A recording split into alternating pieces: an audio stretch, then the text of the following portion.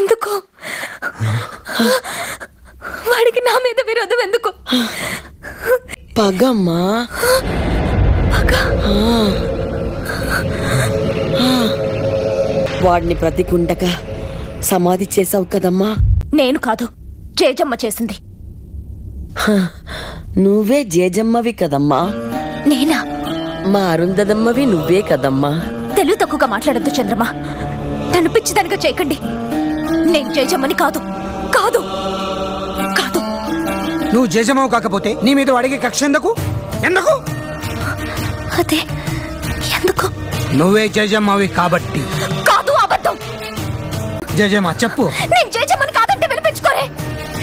నా చుట్టూ ఈ కట్టు కదలేంటి? నీ చుట్టూ రగులుతున్న ఈ వినాశనం అబద్ధమా?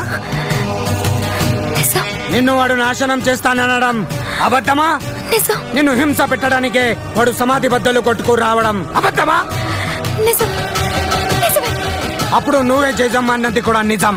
నువ్వు మళ్ళీ పుట్టావుని అల్లా సాక్షిగా నేను నమ్ముతున్నాను. అది నిజం కాదు. అవును, కానే కాదు.